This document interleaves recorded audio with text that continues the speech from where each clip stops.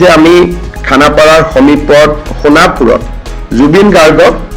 শেষ বিদায় বা আমি অন্ত্যেষ্টি ক্ৰিয়া বা তেওঁৰ শেষ যাত্ৰা যিটো স্থান তাক আমি ৰাজ্য চৰকাৰে নিৰ্ধাৰণ কৰিছিলোঁ আৰু সকলোৱে তাক গ্ৰহণ কৰাৰ পিছত জুবিন গাৰ্গৰ শেষ কৃত্য তাতে আমি সম্পাদন কৰোঁ।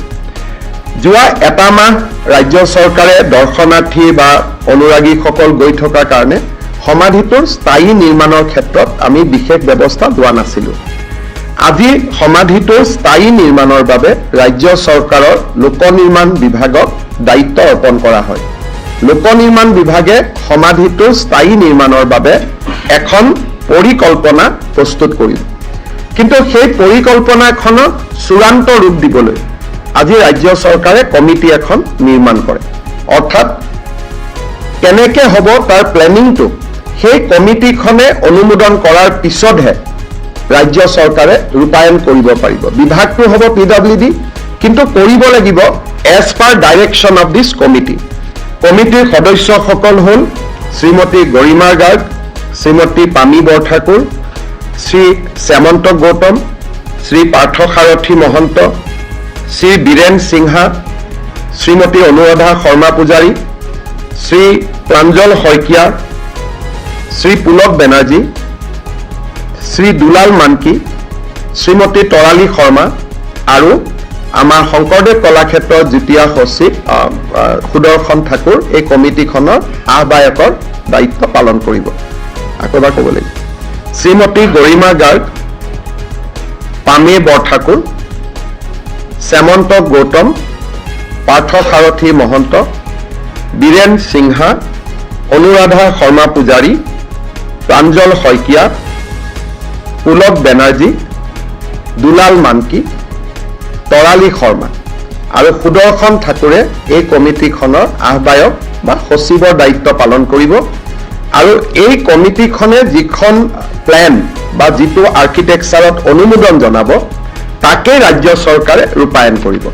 আমি ভাবোঁ যে অহা এমাহ বা ডেৰ মাহ বা দুমাহৰ ভিতৰত যদি পৰিকল্পনাখন প্ৰস্তুত হৈ উঠে লগে লগে আমি সমাধি ক্ষেত্ৰৰ স্থায়ী নিৰ্মাণৰ বাবে আমি আগুৱাই যাব পাৰিম। মৃত্যুৰ তদন্তৰ ওপৰত আজি আমাৰ কেবিনেটত কেইটামান গুৰুত্বপূৰ্ণ কথা আলোচনা হয়। SIT আমাক জনাইছে যে নৱেম্বৰ মাহৰ পিছত যিকোনো মুহূৰ্ততে তেওঁলোকে চাৰ্জশ্বিট দাখিল কৰিব পাৰিব। অৰ্থাৎ যদিও ষ্টেটুটৰিলি তেওঁলোকৰ হাতত 90 দিন থাকে, কিন্তু তেওঁলোকে ভাবে যে নৱেম্বৰ মাহৰ ভিতৰতে তেওঁলোকে তদন্ত সামৰি আদালতত অভিযোগনামা দিয়াৰ পথত আগবাঢ়িব। নৱেম্বৰৰ শেষত হওক, ডিচেম্বৰৰ ফাৰ্ষ্ট উইকত হওক। কেবিনেটে আজি গুৱাহাটী উচ্চ ন্যায়ালয়ৰ মুখ্য ন্যায়াধীশক এটা ৰিকুৱেষ্ট কৰিবৰ বাবে সিদ্ধান্ত গ্ৰহণ কৰে যাতে এখন ফাষ্ট ট্ৰেক কোৰ্ট, যাতে ন্যায় প্ৰদানৰ প্ৰক্ৰিয়া খুব সোনকালে হ'ব পাৰে। কাৰণ মই দেখিছোঁ যে সকলোৱে জুবিন গাৰ্গৰ ন্যায় বিচাৰিছে, জাষ্টিছ ফৰ জুবিন গাৰ্গ বুলি কৈছে, আৰু ন্যায় আদালতে কৰে। আদালতে বহুদিন সময় লয়, ৰাইজে সেই সময়খিনি দিব বিচৰা নাই। সেইকাৰণে আজি আমাৰ কেবিনেটত সিদ্ধান্ত গ্ৰহণ কৰা হৈছে যে মুখ্যমন্ত্ৰীয়ে মুখ্য ন্যায়াধীশৰ লগত যোগাযোগ কৰিব, যিটো মুহূৰ্ততে আমি চাৰ্জশ্বিট দিব পৰা অৱস্থালৈ আহোঁ সেই মুহূৰ্তত যাতে আমি এখন ফাষ্ট ট্ৰেক কোৰ্ট পাওঁ, য'ত ডে টু ডে হিয়াৰিং হ'ব পাৰে, দৈনন্দিন হিয়াৰিং হ'ব পাৰে আৰু খুব সোনকালে এই অভিযোগনামাখনৰ ওপৰত আমাৰ বিচাৰ নিষ্পত্তি হ'ব পাৰে। চ' ৰাজ্য চৰকাৰৰ আজি এইটো এটা কেবিনেটৰ সিদ্ধান্ত আছিল যে Guwahati high court should constitute a fast track court. দ্বিতীয়তে ৰাজ্য চৰকাৰে এইটো সিদ্ধান্ত গ্ৰহণ কৰিছে যে ৰাজ্যৰ মহা অধিবক্তাৰ লগত আলোচনা কৰি আমি এজন স্পেচিয়েল পাব্লিক প্ৰচিকিউটৰ দিম, যাৰ বেলেগ কোনো কাম নাথাকে। তেওঁ কোৰ্টত অভিযোগনামা দাখিল কৰাৰ পৰা গোচৰটো ৰায়দান নোহোৱালৈকে তেওঁ যাতে এই কামটোতে নিৰন্তৰভাৱে লাগি থাকিব পাৰে, সেইকাৰণে ৰাজ্য চৰকাৰৰ কেবিনেটে আজি এই ন্যায়ৰ প্ৰক্ৰিয়াক আগুৱাই লৈ যাবৰ বাবে এজন স্পেচিয়েল পাব্লিক প্ৰচিকিউটৰ আমি এপইণ্ট কৰাৰ বাবে সিদ্ধান্ত গ্ৰহণ কৰিছোঁ। নাম আমি ঠিক কৰা নাই, আমি ৰাজ্যৰ মহা অধিবক্তাগৰাকীৰ লগত আলোচনা কৰি আমি নামটো পৰৱৰ্তী সময়ত আপোনালোকক অৱগত কৰিব পাৰিম। গতিকে আমি যিখিনি কাম সদায় কৰোঁ বা আমাৰ প্ৰত্যেকখন কেবিনেটতে আমি জাতি মাটিৰ কাৰণে আমি বহু সিদ্ধান্ত লওঁ সেইবিলাক আছিলেই তাৰ ওপৰত জুবিন গাৰ্গৰ আমাৰ দুৰ্ভাগ্যজনক মৃত্যু বা দুৰ্ঘটনা বা ষড়যন্ত্ৰমূলকভাৱে মৃত্যু এই গোটেই দিশটো তদন্ত কৰাৰ ক্ষেত্ৰত আৰু ন্যায়ৰ প্ৰক্ৰিয়াটোক আগুৱাই লৈ যাবৰ বাবেও আজি কেবিনেটে এই সিদ্ধান্তকেইটি গ্ৰহণ কৰে যোৱাকালি বাক্সা কাৰাগাৰৰ সন্মুখত যি ঘটনা সংঘটিত হ'ল তাৰ পৰিপ্ৰেক্ষিতত এই ঘটনাৰ লগত জড়িত কেইবাজনো ব্যক্তিক ৰাজ্যৰ আৰক্ষী প্ৰশাসনে চিনাক্ত কৰিছে ভিডিঅ'ৰ জৰিয়তে তেওঁলোকৰ আইডেন্টিফিকেশ্যনৰ প্ৰক্ৰিয়া চলি আছে বৰ্তমানলৈকে যিসকল আইডেন্টিফাই হৈছে তেওঁলোক হৈছে নুৰুল আলম তেওঁ মডুলিবাৰী বুলি গাঁৱৰ দ্বিতীয়তে মহিদুল ইছলাম তেওঁ all Bodoland minority students union যাক সৰুকৈ আমি ABMCU বুলি কওঁ তেওঁ ABMCUৰ কাৰ্যকৰ্তা দ্বিতীয়তে মুস্তাফা আহমেদ তেওঁ ABMCUৰ এজন কাৰ্যকৰ্তা ওচৰতে জেলৰ কাষতে দীঘলটঙা বুলি এখন গাঁও আছে সেই দীঘলটঙা গাঁৱৰ নিবাসী শিৱজন আলী তাৰ পিছত দীঘলটঙা গাঁৱৰে শহীদুল আৰু এজন ব্যক্তিক গ্ৰেপ্তাৰ কৰা হৈছে আহেলা মিয়া বৰ্তমান তেওঁ ডি ভোটাৰ হৈ আছে অৰ্থাৎ তেওঁ সন্দেহযুক্ত বিদেশী ট্ৰিব্যুনেলত তেওঁৰ কেছ চলি আছে ৰমিজ আলী তেওঁ গ্ৰেপ্তাৰ কৰা হৈছে আৰু 8 নম্বৰ অভিযোগকাৰী হ'ল আছিক আৰু 9 নম্বৰ জন হৈছে হৰে কৃষ্ণ পাঠক পূৰ্বৰ আসুৰ সদস্য আছিল এতিয়া তেওঁ তাৰে এজন কা আন্দোলনৰ সময়ত তেওঁক আসুৰ পৰা খুব সম্ভৱ বহিষ্কাৰ কৰা হৈছিল হৰে কৃষ্ণ পাঠক এই 9 গৰাকী ব্যক্তিৰ নাম পোহৰলৈ আহিছে আৰু চৰকাৰে ভিডিঅ' ফুটেজৰ জৰিয়তে আৰু এই ঘটনাৰ লগত জড়িত ব্যক্তিসকলক চিনাক্তকৰণৰ প্ৰক্ৰিয়া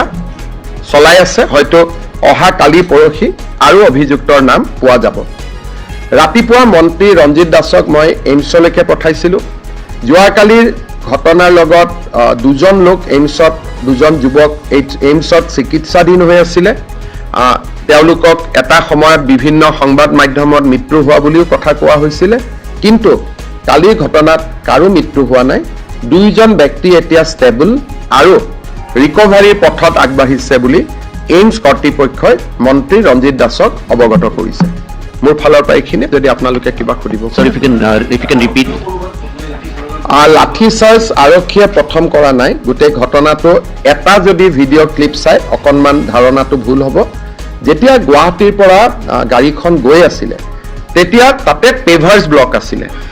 পেভাৰ্ছ ব্লকবিলাক খুলি গাড়ীৰ ওপৰত পেভাৰ্ছ ব্লকেৰে 150 মান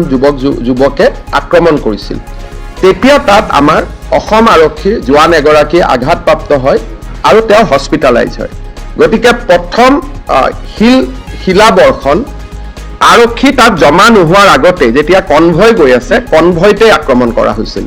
পিছৰ যিবিলাক ভিডিঅ' সেই ভিডিঅ'বিলাক পাৰ্ট কৰি বিভিন্ন সময়ত ওলোৱা ভিডিঅ' কিন্তু প্ৰথম ভিডিঅ'টো যদি আপোনালোকে চাই তেতিয়া সাংবাদিকসকলৰ লগতো তাতে মই কথা পাতিছোঁ যিকেইজন সাংবাদিকক মই জানো সাংবাদিক আৰু আৰক্ষীয়ে শিলাবৰ্ষণত দলঙৰ তলতো আশ্ৰয় ল'বলগীয়া হৈছিল আৰু তাৰ নিউজ লাইভৰ সাংবাদিকগৰাকীও আছিলে মই তেওঁৰ লগতো কথা পাতিছিলোঁ গতিকে সকলোৱে এইটো কথা কৈছে যে চলন্ত গাড়ীত প্ৰথমতে আক্ৰমণ কৰা হয় গতিকে ইয়াত আমি যিবিলাক ভিডিঅ' পাইছোঁ সেই ভিডিঅ'বিলাক কাট পিছৰ ভিডিঅ' দ্বিতীয়তে আৰু এটা কথা কৈছে যে বাস্কা জেলখন খুব ভাল তাতে বিচনাও নাই আজি ৰূপেশ গোৱালাই আমাক কৈছে যে তাতে ইভেন বিচনাও নাই কাৰণ জেলখন নতুন আছিলে কোনোবাই কৈছে তাত এয়াৰ কণ্ডিশ্যন আছে তাত ভালকৈ ইলেক্ট্ৰিচিটি কানেকশ্যনো নাই কোল্ড ড্ৰিংকছখিনি খাইছিলে পুলিচৰ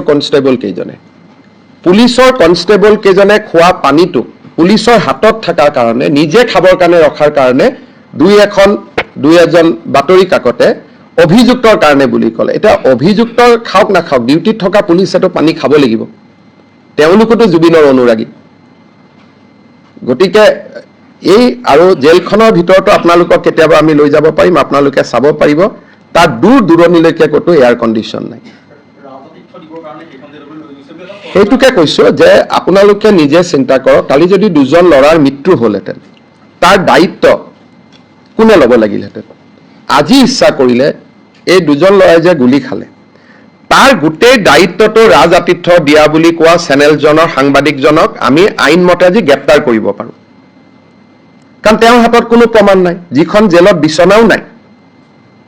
আজি ৰূপেশ গোৱালা কেবিনেটত আমি সুধিছিলোঁ যে এই জেলত কি আছে বোলে দাদা তাততো বিচনাও নাই অকল মেট্ৰেছ আছে